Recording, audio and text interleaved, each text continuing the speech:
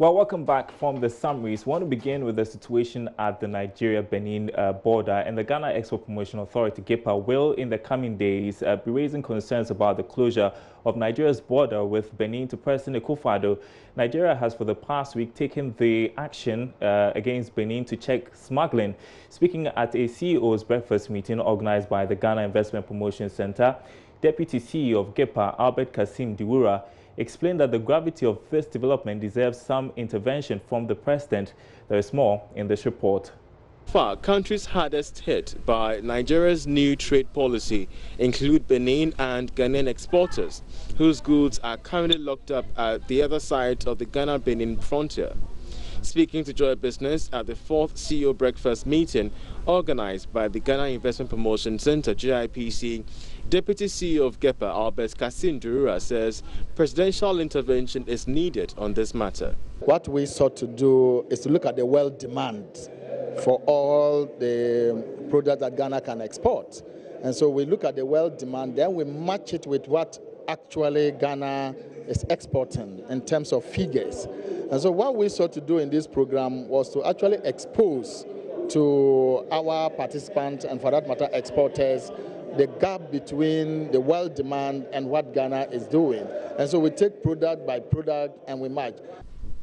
With the financing of exports being one of the major challenges faced young businesses, the move by Nigeria would not only stall export margins, but also pose as a disincentive, especially as Ghana prepares for the Continental Free Trade Agreement area. Deputy CEO of GEPA highlights some arrangements from the side of government to remedy the situation. Definitely when they are confronted with such issues, they will knock at our doorsteps, and at that level, even if it requires that the ministries cannot do much, if it requires heavy, if you like, presidential intervention, that will be done. Because if we call ourselves the same people, and there's this huge cry that Africans are not trading among ourselves, and if this is the way we are going, then it is true that we don't want to trade among ourselves. The Nigerian government insists there is no end in sight to the partial closure of land borders until the condition of smuggling is checked for the mutual benefit of all neighboring countries. Well, we have more on this. President of the Ghana Union of Traders Association, GUTA, Dr. Joseph Obeng, has described the situation at the Nigeria-Benin border as a breach of ECOWAS protocols. He says local traders are being affected. He's been speaking with my colleague, Charles Aite. Ghana Union of Traders Association, GUTA, has described the recent closure of Nigeria's border with Benin as a breach of ECOWAS treaties. President of the association, Dr. Joseph Obeng, tells Joy Business failure on the part of the Foreign Affairs Ministry as well as the ECOWAS Parliament to put the member state in check is enough evidence that all treaties and protocols under ECOWAS are ineffective. When I say ECOWAS, ECOWAS is useless, and I beg to say this. I'm telling you, with all the ECOWAS Commission and all that, what are we doing? Because the fundamental issue here is free movement of goods and services, which is being imputed. There's nothing. ECOWAS is all about free movement of goods and services. And one country has closed its borders to all others. And so it nullifies the ECOWAS treaty. Nigeria's President Buhari had ordered a partial closure of the border to prevent smuggling of cheaper commodities with Benin in August. However, the borders with all other neighboring countries were shut down completely this September. Dr. Joseph Obeng argues the issue, if not checked, could hamper the Continental Free Trade Area. These things have to be looked into, not that we rush the whole thing and then fail at the end of the day. So we should be able to even see how we can harmonize our investment laws in the wake of the continental free trade. Because if we are doing this, our investment laws cannot be treated in isolation, apart from the continental free trade area. So there will be contradiction. The United Nations Economic Commission for Africa, UNICA, says the importation of some exclusive products and sensitive sectors that some economies like Nigeria have banned will, by the 13th year of the Continental Free Trade Agreement area, completely phase out.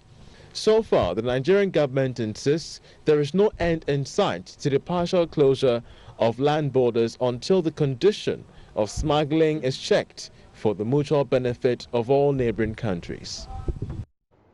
Now, Africa World Airlines has signed a partnership agreement with Brussels Airlines, a member of the Lufthansa Group in Accra today.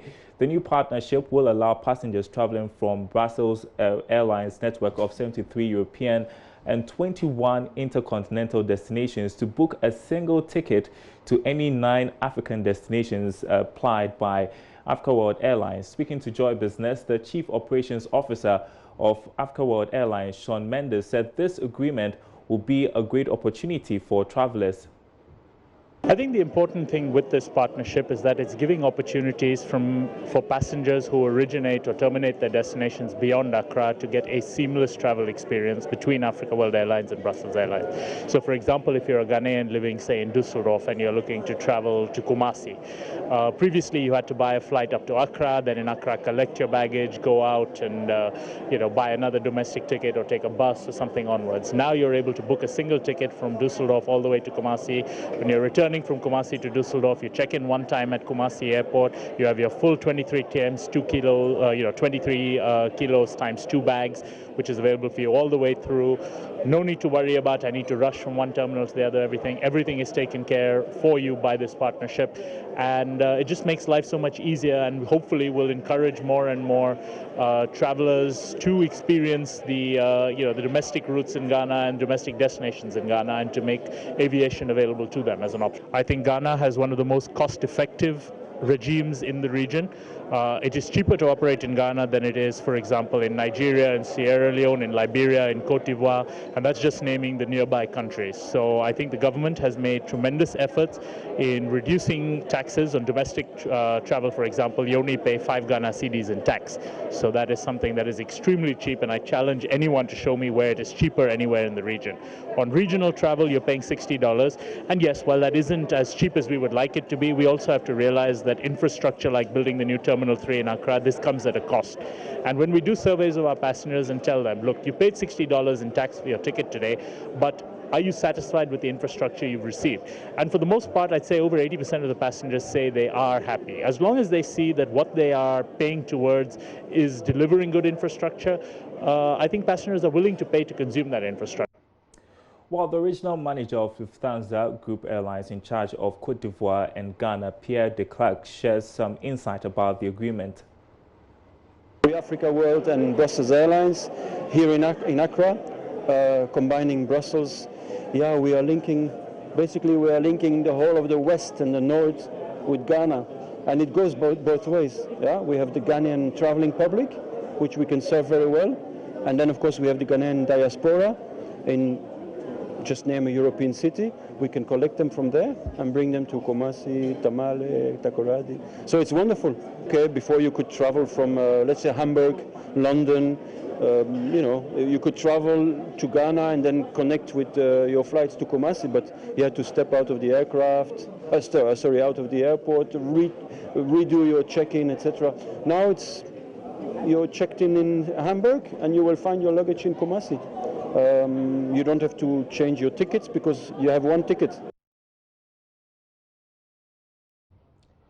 While still in the aviation space, the country manager of KLM Royal Dutch Airlines, Dick van Nieuwenhuizen, says travelers should expect much better service from the company as it plans to mark its 60th anniversary in Ghana next year. Speaking to Joy Business at a reception to mark the 100th anniversary of KLM at the residence of Netherlands ambassador to Ghana here in Accra, he indicated that the increase in passenger traffic on board KLM makes Ghana one of the best destinations of doing business. Country manager of KLM Royal Dutch Airlines in Ghana, Dick van Nieuwenhuizen, says despite the challenges in the aviation industry in Ghana, the country remains the best place to do business. He noted that network is a constraint in the aviation industry, but has over the years seen tremendous improvement in air travel with KLM. We have now 14 flights a week, which is a lot. I think the combination Air France KLM is the biggest one in this country. If you compare the number of passengers we operate and we travel to and from Ghana, compare it to the competition, we are by far bigger. We had last year our share of local passengers in this airport was 15% of all the airport passengers, all the visitors or people leaving. 15%, 1 out of 7 was in KLM Air France. Negative part about Ghana, if you look here at the environment and the cost of operating, I have to say Ghana is not the most competitive country in West Africa. The airport tax, $100 economy class, $150 business class is pretty high. If I look what we pay on handling fees and other fees, they are high. Now, even the fuel, if you compare it to Europe, the fuel is about 20% higher here. It is more expensive, but I think that is part of doing business in this country. And every carrier knows that, and you accept it and you operate, or you don't operate. The Minister of Aviation, Kofi Adda, indicated that a user guide has been launched and the ministry is embarking on a sensitization program to educate the public on their rights. We've completed the guidelines. We've gone through all the stakeholder sessions. We've launched them, the Vice President attending, and now we're going to roll it out. And what we're going to do is engage the stakeholders and passengers in particular, to let them know what it entails, what our rights are, what their obligations are, what our obligations also are. So these things will be done over time for us all to know and understand what is in there. There's so much that is of benefit to us that we do not know. There's so much that's of benefit to the airlines that they also take it for granted, because neither of us tend to ask all the questions that need to be asked. And the aviation sector is maturing, so we have to take up these things seriously and let everybody get to know their rights and responsibilities in the sector, so that we can have a mature, safe, secure aviation industry in Ghana. The aviation minister says the business plan and all documents have reached cabinet for approval of a home-based carrier. He indicated that the industry must be competitive to make airfares lesser. The home-based carrier, we have completed the business plans and all the documents that have to be developed to get the airline set up. We pass them to cabinet level. Once cabinet approves them, we'll be signing all the agreements, and then we'll launch it thereafter. If you have more airlines in the system flying, all competing for passengers, I'm sure they'll try to lower their fares so that they can take on the passengers. There are others who argue that there are other things that are on the books of the airline that it should not be. That we all have to pry through and know the issues behind that, so that we can resolve them as government through policy formulation. The Netherlands High Commissioner to Ghana, Ron Stricker, intimated that Ghana-Dutch relations is growing stronger as many Dutch companies are establishing in the country. The Netherlands, with its From Aid to Trade program, is completely supportive of that. Also, we gradually phase out aid to Ghana, and we really focus on the economic empowerment of this country by promoting trade and investment. We try to get Dutch companies to Ghana, and we will, I think over the last couple of years, but in particular this year, we see companies from the Netherlands establishing themselves in Ghana. Fred Duho's report, read by Bismarck Ausa. 100 years of operations. Congratulations to KLM. Well, the Bank of Ghana has ordered closure of forex bureaus operating without the required licenses. A team from the central bank has been inspecting some of the bureaus in the metropolis, and my colleague Ebenezer Sabute was with the task force. He joins me in the studio with more on this. Ben, so where did you go today, and maybe first of all, why is the Bank of Ghana taking this action? Okay, so to start with, there were two forex bureaus actually that were ordered to shut down. The first one has to do with license to operate. Their license expired in February 2018, which is against the rule. That is one. Secondly, they changed their location. When you look at their details, the location in which they registered the business with is Dansuman Sakaman, but we got to see them at Jawulu, which is against the Bank of Ghana rules, because according to the bank, they've not given them approval. When you want to do that, you need to come so that you go through the necessary procedure before you are given approval to relocate, but they've relocated without the approval. And then also the operators of the Forex Bureau are not Ghanaians, and not that it is bad, but they don't have the necessary immigration permit. You know that as a foreigner, before you can operate a business in the country, you need a resident permit, working permit, and all that. They possess none of them. So the Bank of Ghana decided to take the action by closing them, just asking them to close and then come to the office tomorrow so that the necessary investigations and actions follows. Then we went to another one at Osu near the Dankwa Circle area, and this particular one also, I understand the Bank of Ghana dealt with them before and they've been ordered to shut down, but the owner refused. So today when we went in, we ordered them to shut down and then asked the guy. We were about to arrest the guy, but later we realized that the owner has changed location and we couldn't find, therefore we could give him some time. So he's been asked to lock the place and then come to the office tomorrow. That's go to the Bank of Ghana office tomorrow. Over there when we went, he removed the inscription of the Forex Bureau. I think it's PNT Forex Bureau, but he removed the inscription from it. He doesn't have a license to operate. He doesn't have all the necessary requirements to operate as a Forex Bureau. And then also he wasn't taking data of people he transact business with. So as part of the Bank of Ghana directive, before you can be able to exchange currency, you should provide a national ID, which indicates that you are a citizen, and then also you are using the money for the right purpose that it's supposed to be used for. But these persons are flouting the rules, hence the directive by the Bank of Ghana. So what next after this action? So after this action, prosecution is going to take place, but per our briefing from the Bank of Ghana, some of these things are just to tell the public that the laws are the laws and the laws must be obeyed. So from here, they are going to carry on with prosecution. They were not the only people that we went to, but we went to some real estate developers as well who were charging in dollars, and some have explained their issues. But the bank has arranged a meeting, a stakeholders meeting, to address some of the concerns. Some of them raise concerns like they are doing a global business, they are selling to other people in the US and in the UK. So on their website, they could be able to advertise in dollars. But the Bank of Ghana has an issue with that, and they were asked to come so that they have a stakeholders meeting so that they could be able to iron out some of these issues. So today's exercise went quite well, I must say. Yeah. All right, so I should point out that this is part of a broader move by the Bank of Ghana to ensure that goods and services are priced in the local currency to stabilize the city. Exactly. And so I want to ask you about something else, because the president of the Ghana Association of Bankers, Al-Hassan Dani, has been throwing his support or his weight behind the Bank of Ghana following its move to control the flow of foreign exchange. Tell us about that. Yes, so what the president was saying is that, yes, we are doing forward sales. Forward sales meaning that if you want some dollars for a business transaction, you apply to the Bank of Ghana on time. So if a week or 2 weeks ahead, then they provide it. So they'll provide you the money, and then you could be able to use it for the business that you want to do. But let's listen to him. He has some explanation on that.